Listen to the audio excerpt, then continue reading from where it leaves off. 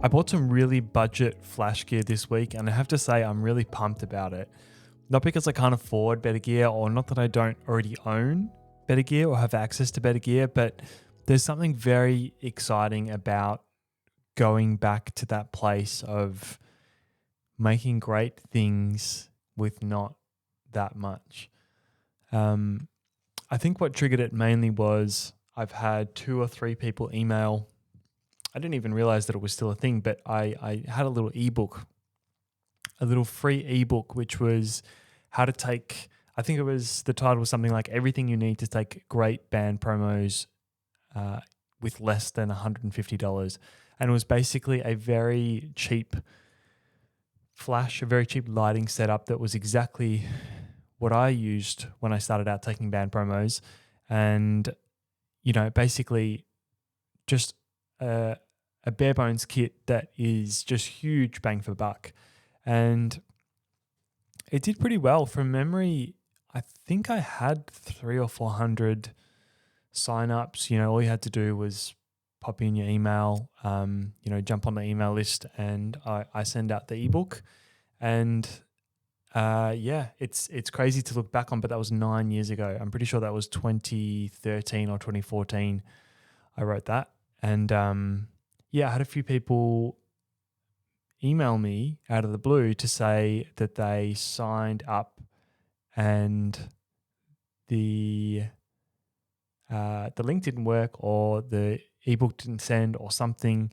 And to be quite honest, I actually didn't even realize that it was still that link was still up there.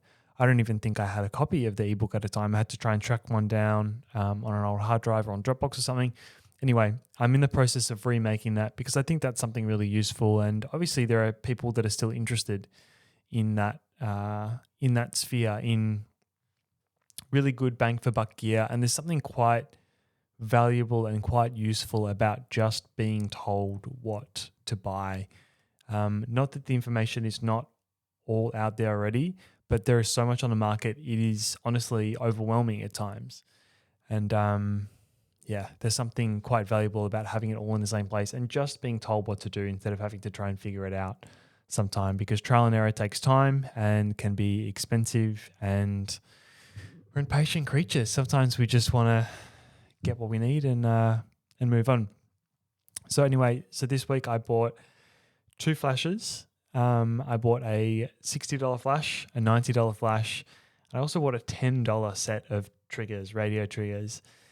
The jury is still out. I haven't tried out any of it, but pretty amazing that essentially, with a $60 flash, $10 set of radio triggers, I bought a light stand. I think it was like $36, $37, and a couple of umbrellas. I think it was 2 for $20 for some shoot-through umbrellas. And honestly, I could do so much of my job and, the portraits and the type of shoots that I had to do. I could do so much with that kit if I had to. Small flashes have just had such a big impact on my career and my life and my photography in general. It really just opened up my world, and I think it is the absolute best way to learn photography and to learn lighting, because you can take them anywhere. Very easy to set up and pack down. Very non-threatening for a subject. In the early days, I was just shooting my brother. I was shooting, my friends in local bands, or I was shooting bits and pieces of skateboarding or whatever I could get my hands on. And it was awesome. To this day, my logo has a hot shoe flash, a hand holding a hot shoe flash with some sort of like smoke or haze around it. And I think that's always going to be sort of a part of who I am, a part of my branding in some way or another. So I'm pretty excited about that. I have this very basic setup. I'm going to take some pictures of it and I'm going to rewrite my ebook. And I think part of the value of it was it wasn't just what's the cheapest gear, because it wasn't the complete cheapest gear. You could actually get a cheaper setup than this, but what's the cheapest gear that will consistently and reliably get the job done? If you can buy something for 20%, 30% more expensive, but it's going to last you for longer, or it's going to grow with you as a photographer, I think that is super valuable as well. I was chatting to my friend Mark Weemels. Mark has a YouTube channel as well in the photography space, and he made a couple of really good points that I hadn't thought about, if I'm being quite honest. All of his content sort of revolves around, how would I say this in a nice way?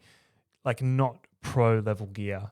He shoots mirrorless. He shoots pretty much every system. He's got Sony, Canon, Fuji. Is that it? Yeah, he's got a lot of different cameras, and all of them are APS-C, mirrorless, Canon M50, Sony ZV-E10, Canon R, Canon RP, I think it is.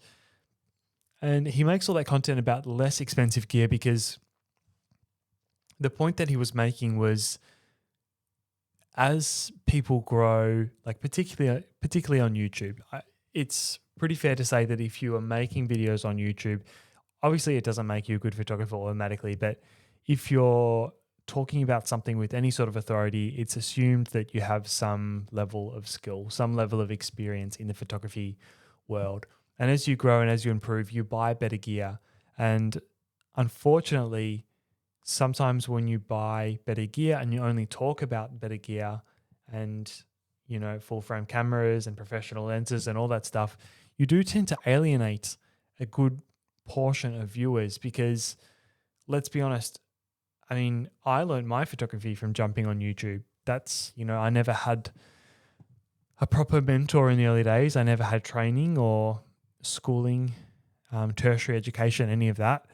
And what people really want to see is someone else doing fantastic things with the equipment that they have, or someone doing fantastic things with equipment that is realistically accessible to them in their stage in their career, in their price brackets, in their, with their disposable income. They want to see people who do fantastic things with the equipment that they have.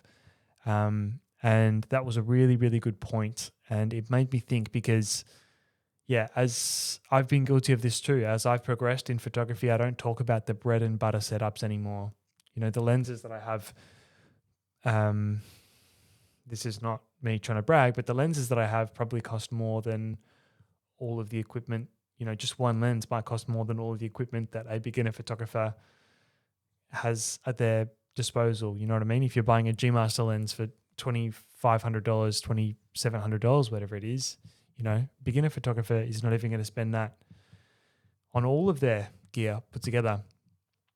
So in a way, you're alienating a good part of the audience. So Mark is really clever, I think, and really good in the way that he makes content for those people, because many of the people who are looking, who are searching and wanting to learn photography and, consume photography content, they're consuming content around the equipment that they own. They want to get the best out of what they have, and they want to relate to someone else. And they also want to feel validated, right? That the equipment that they've bought, the investment that they've made is going to, last them, and it's going to be a good choice for them, because, I totally get it. It's like, as soon as you buy something, it's like, I sort of feel this impulse myself. You want to buy something almost as soon as it comes out, because you feel like that will get you the most mileage until something new comes out, and then you have envy about that. I feel this way about computers. I always want to, or iPhones, let's say, I want to wait until something new comes out, even if I have to hold out another 6 months, another 12 months. And that way, when I make that purchase, it's going to be, I know I'm going to be happy for 2 or 3 years. Same thing with photography. For example, talk about in, let's talk about in some of Mark's videos, he makes a lot of content around the Canon M50 or the M50 Mark II. That camera, that whole line of cameras and lenses, I think, is going to be discontinued. But that doesn't mean that he should stop making content about it, because though there's people in his audience that are already invested in all of that gear and that system, and they want to know that there's still someone out there looking out for them, and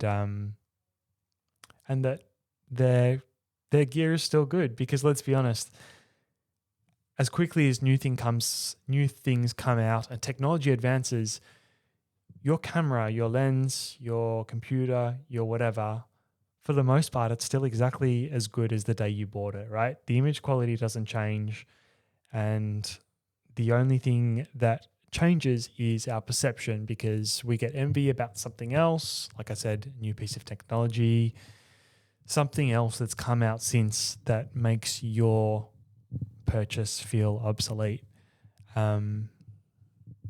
Yeah, I think that's so interesting. But yeah, I'm super excited about this flash gear. And now, so I'm going to redo the ebook, and I'm going to hopefully make some videos. I'm going to try and incorporate them into some of the shoots that I'm doing, because there's no reason not to. I'm extremely confident in the job that I can do. And I just think that would work really well on YouTube. You know, if someone, rather than shooting pro photo or whatever, to see someone do a great job with a $90 flash, you know, I just think that's so cool. And to be honest, you just don't need any more than that. For those of you who are not really, you know, well versed in off-camera flash, in hot shoe flashes in particular, which is sort of the strobist style of photography, it was, I think, popularized by David Hobby, who coined the term strobist. And basically what strobist is the idea of using small flashes that, you know, a flash you can fit in your pocket, something that you probably already have in your kit. If you take that off camera, connect it with a little radio trigger, you can control the direction, the shape, the quality of the light, and you can get some fantastic results. Anyway, I'm sort of going on about this now. I'm really excited about it. And yeah, Mark's conversation gave me some really good perspective, and gave me some good ideas for the future.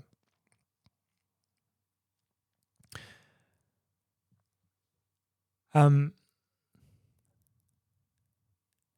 had a video do really well this week. It was I gave a complete novice my X100V. Can a novice take great photos with the X100V? That's what it was.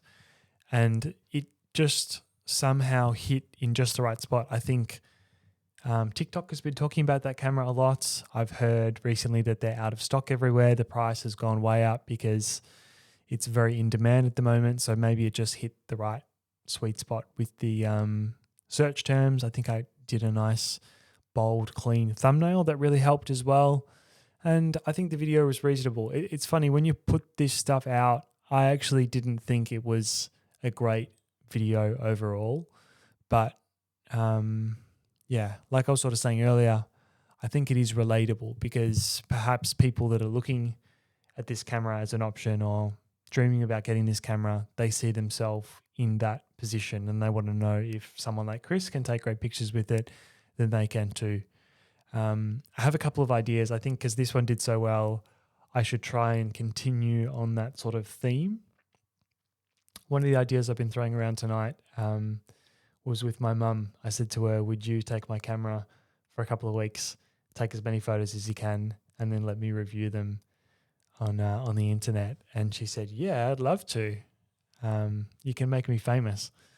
And I think that'd be funny, providing that she has something interesting to shoot and she's not just, shooting the dogs in the backyard or whatever. But that could be cool. I have a couple of other ideas, and hopefully I can do some more stuff with Chris. He's bought his own camera. It'd be cool if we could go out and do some street photography or something in the city. And I could take him out like I said, keep the theme. I think that'd work well. And for the new subscribers, if there is anyone that's come to the channel in the last couple of days, there's been a good chunk of new people flowing in through this video. Welcome. I doubt you've watched this far into the podcast because it's probably not the content that you came for, but welcome, and I'm glad to have you here.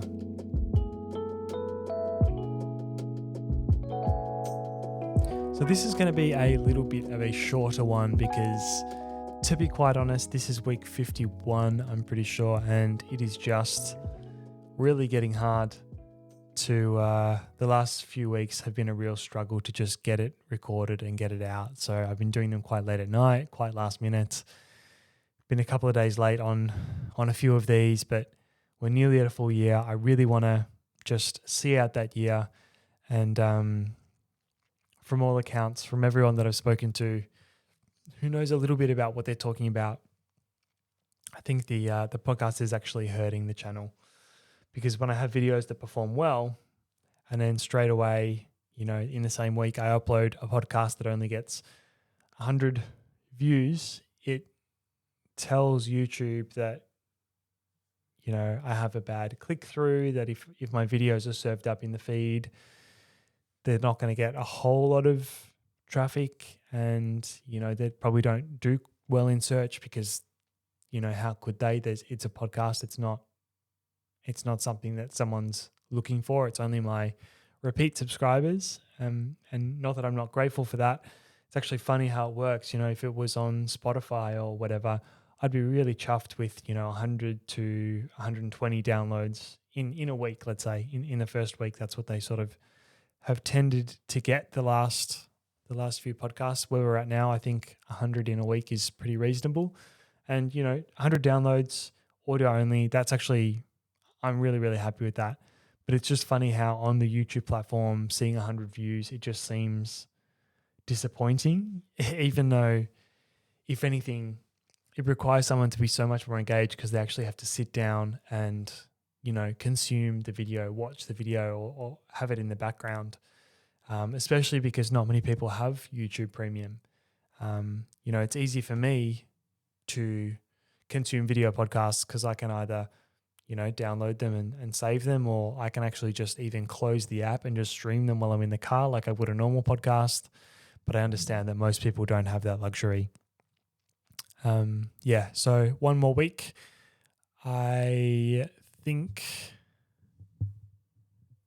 Anyway, I won't spoil it. I've got something planned for next week. I'm not sure whether it's going to come true, so I won't spoil it now. But for this episode, I actually do have a tool of the week. So let's roll that little bumper and let's get into my tool of the week. My tool of the week this week is not photography related at all. This is something that I've had my eye on for a couple of months, but they tend to be sold out everywhere. They're one of the most spoken about items in the category. It's a little mini handheld console. This is called a Miu Mini. I got the version 2, and let me just show you what it does. It's basically an emulator. It's a tiny little computer in here, and you can basically play any console up to PlayStation 1. I know it's not photography related, but it sort of is in a way, because it's going to be part of my everyday carry. It's going to travel with me, cars, planes, trains. I don't take trains. What am I talking about? But when I travel for work, this is going to be in my little kit. It is so small. It's the size of a deck of cards. It doesn't really translate on screen how actually small it is. But, compared to the size of my hand, it's literally the size of a deck of cards. And so cool. They're not super cheap. I think they're around $100 American, something like that. But it comes with like hundreds and hundreds and hundreds of games loaded on it already. And it is so much fun. I haven't even really had a chance to dive into it, but the quality of the screen is amazing. You can play Game Boy, Game Boy Advance, Mega Drive, Atari, anything up to PlayStation 1. It's absolutely fantastic. So if you're into that sort of stuff, definitely check. I'll put a link in the description like I always do to all the week. You might have to keep checking back because they're always sold out. You can get them from AliExpress. I think that's actually the main store, but I found a seller on Amazon in the US, and it was the same price, if not maybe even cheaper than the AliExpress one, and it came 2 weeks quicker. I'm pretty sure from AliExpress it takes a month. I'm pretty sure I got mine in 2 weeks from Amazon in the US. So if you're interested, the Miyu Mini, it is an absolutely fantastic mini gaming handheld. I need to get a little pouch or a little case for it, but it's going to be part of my everyday carry.